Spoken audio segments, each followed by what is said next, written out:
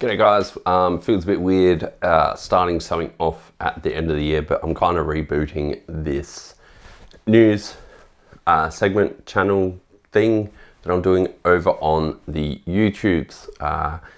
Basically just going to go through a month's worth of news in the mountain bike industry, whether that's team rumours, UCI changes, results, tech, whatever else. So thanks for joining in. Let's start off with some of the big news coming into 2023. We are looking at some big changes for the ESO UCI Discovery World Cup, as I'm sure a lot of you know. First off, as predicted, everything is getting more expensive. Team registration for factory teams such as like Pivot, Canyon, Trek, whoever else, that has nearly quadrupled. So we've seen it go from 3,500 euro to 11,000 euro per race, from what I understand, which is huge. I think we're going to see some smaller teams, say like the Union or, some of the little ones like what the MPs are doing and stuff. They're going to bow out of the racing because it's just going to be way too expensive. Having that extra 6,500 euro to kind of penny up is crazy. And on top of that, we've seen entries for like Enduro, XCO and DHI. They have all doubled as well. So going from 60 to kind of 150, 200 euro-ish. It's no small thing. We're going to see a lot of privateers and stuff struggle with that for this year. Somehow you'd think that all this money going up would mean more prize money, more investment for the riders. I believe it looks like it is more of a production thing.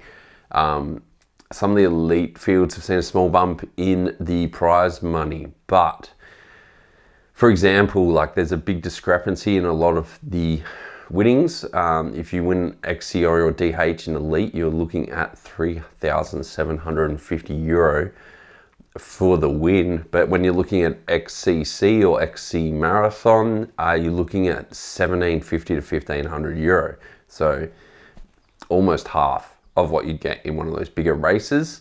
As you go down the ranks though, like from first to fourth, it drops from 3,750 euros, as I said, for a first position in downhill or in cross country. But once you drop down to fourth, you're only looking at 400 to 800 euro. So when you take into the account of accommodation, flying over there, getting everything done, like that doesn't even come close to covering your costs.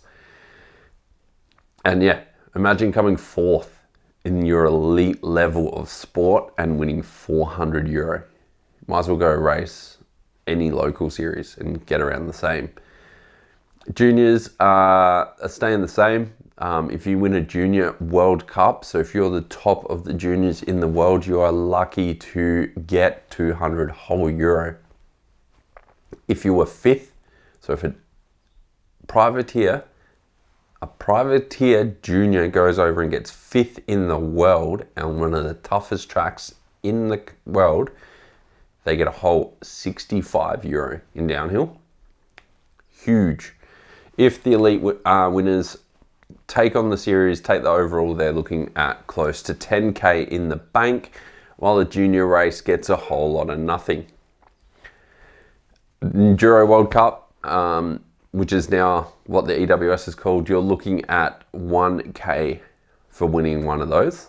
There's no explanation whether juniors or women's or whatever else get whatever, but you're looking at $1,000 for winning an enduro race.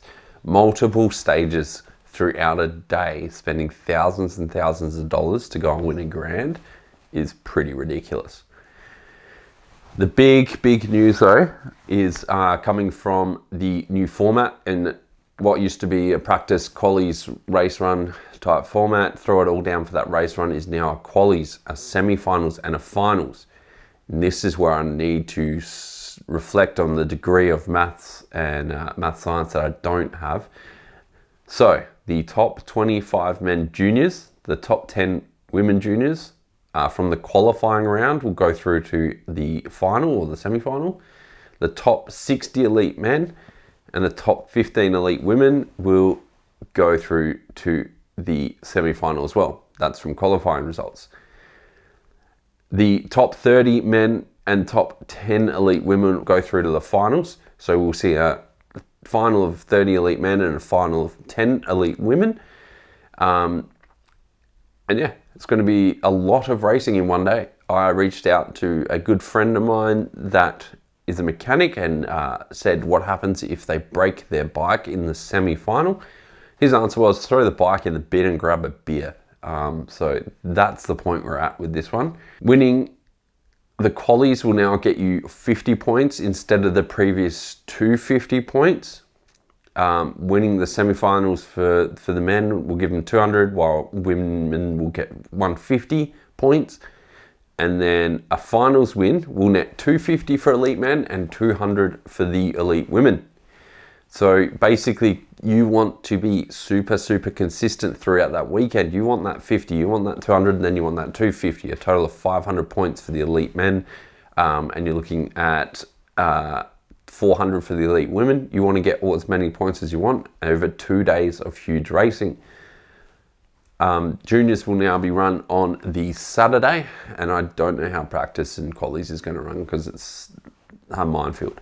This new format is going to be amazing for riders like Troy Brosnan, Greg Menard, those dudes that can just pin day in, day out, no matter what they want, or what time it is, what bike they're on, whatever. These guys are going to kill it. Riders like Amaury Pirion, you know, like the French guys that can just, you know, throw their brain out on the trainer up the top and just pin it for one run, they're going to struggle with this. I think. So we're going to see a bit of a switch up in protected riders, like consistent top place riders.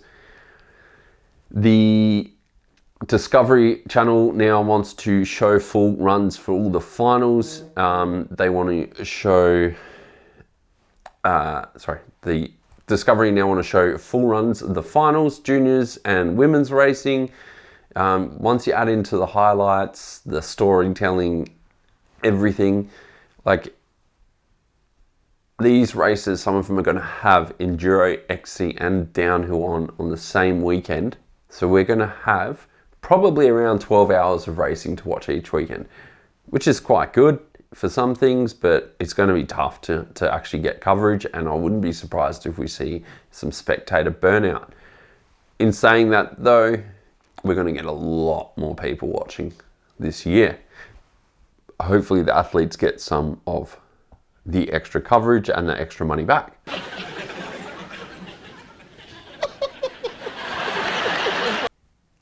There are now season-long numbers for the top 10 men and the top 5 women. So, you know, whoever won first last year gets first #1 plate for the whole season, which is pretty rad.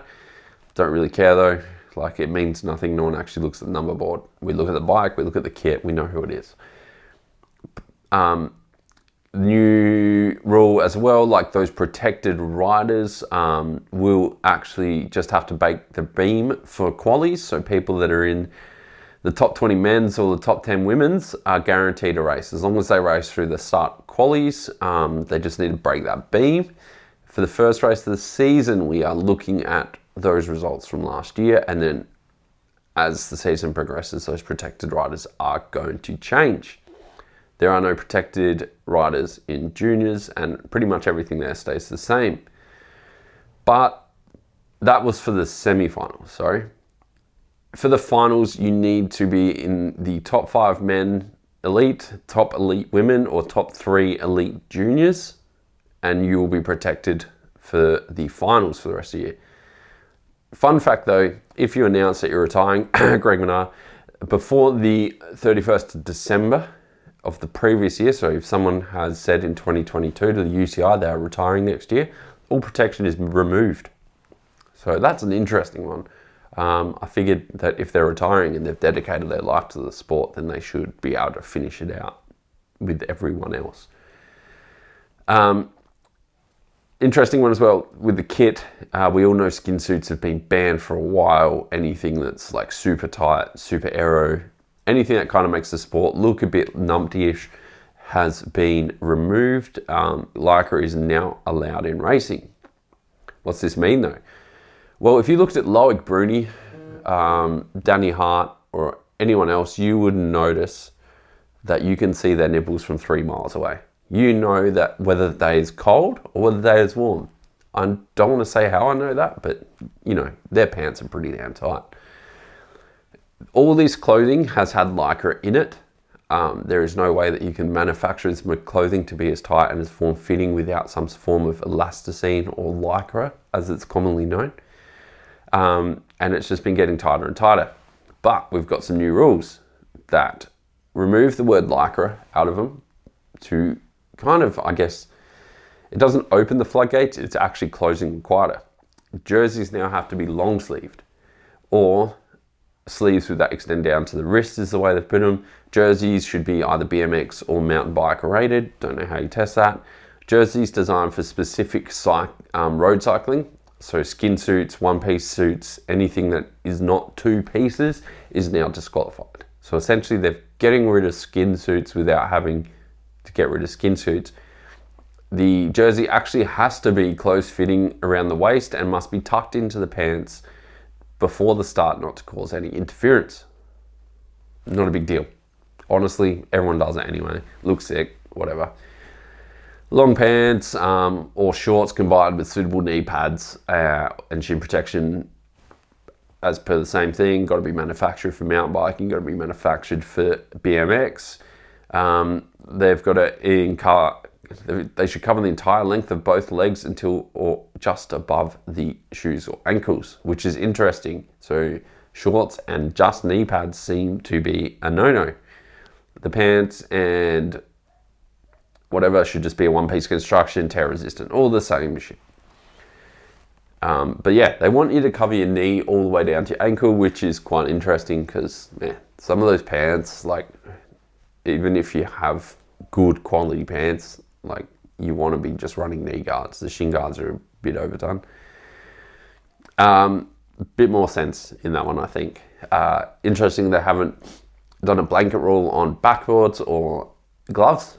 We'll still see some places like, I think it's Andorra, Vanord, or somewhere that they have to, Lenzard, I know they have to, where they'll be shoving those magazines down their back again.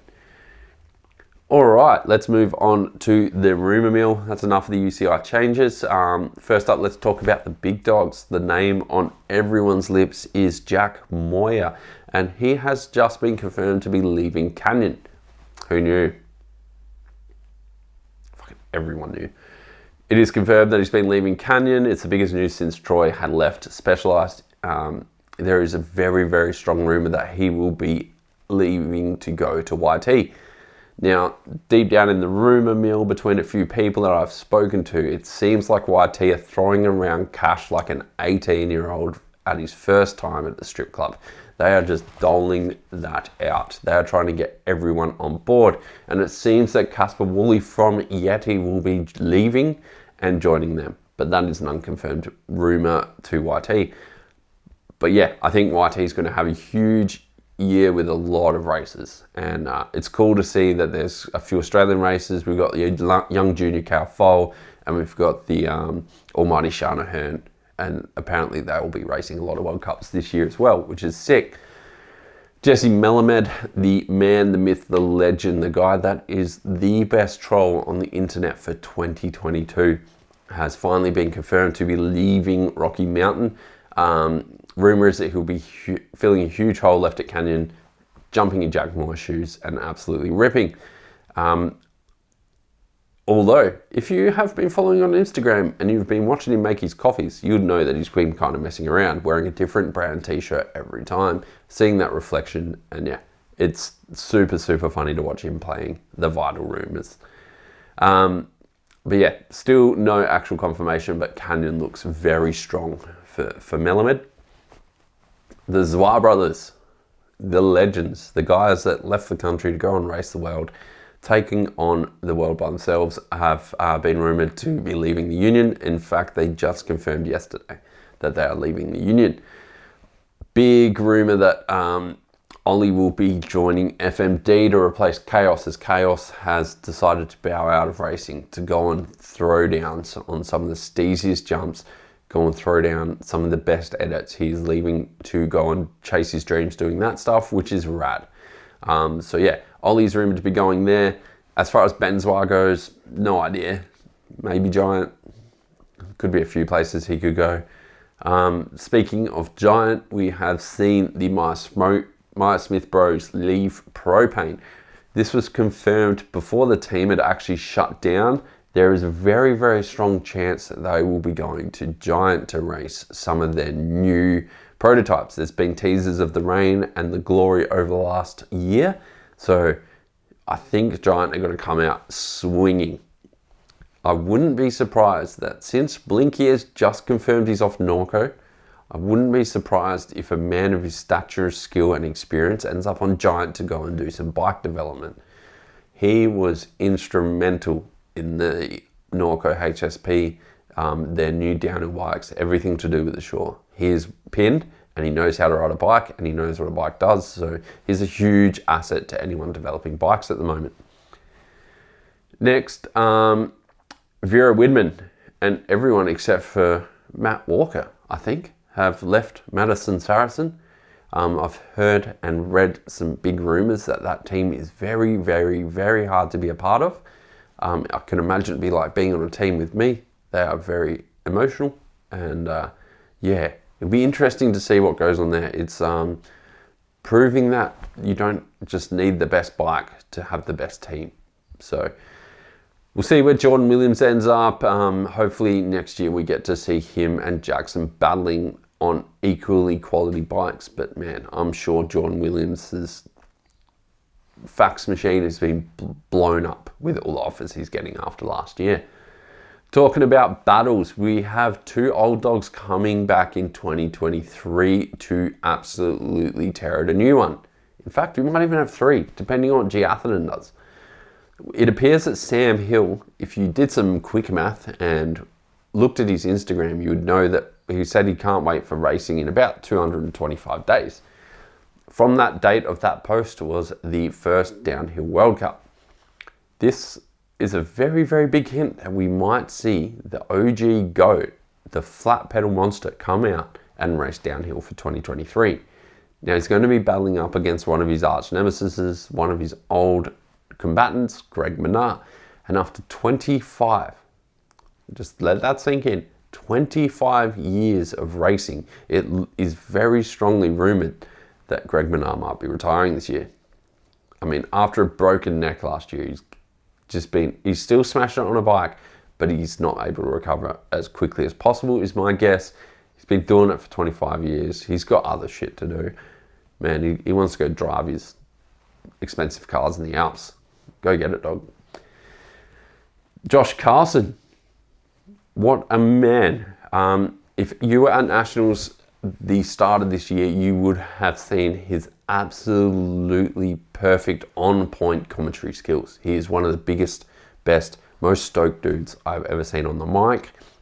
I think the rumor that he is going to go and commentate or do some media work with Discovery and cover some more of these races is a big, strong rumor, and I wouldn't be surprised if he is doing that next to Win Masters. So that is going to be a commentary team to die for. There's also a small rumor that he's leaving for Yeti, but hey, man, Giant will be just doing this on the side. So what can I say? That's all rumors, though, all speculation. Charlie Harrison is doing a very, very honourable thing. After 6 years of racing for Trek Factory Racing and training and breaking himself and just working so damn hard to become one of the best racers in the world, he has decided to bow out in 2023. He's going on to chase a career as a firefighter in his local town, which is super honourable, real big. Like, man, I'd rather race a bike down a hill. That's just me. We see the Italians, Uno, coming back to downhill for 2023. We see Angel Suarez jumping on board that program. And honestly, he is one of the most underrated riders on the circuit. If he can hold it together and not get injured, he will be on the podium at least half the races, and he'll be up there for the overall, is my prediction.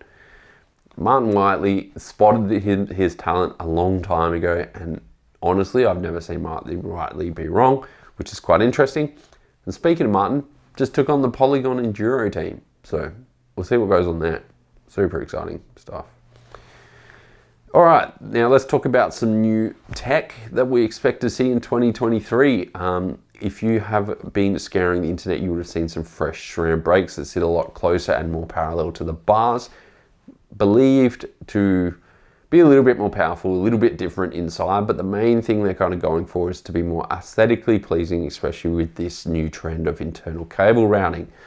The brakes have been spotted on a few bikes. Yeah, they look sick, they're brakes, you press the lever, they stop you. The other thing though is there's a new lightweight AXS groove set which is seen to be spotted. It's got that flat top chain just like the road bikes.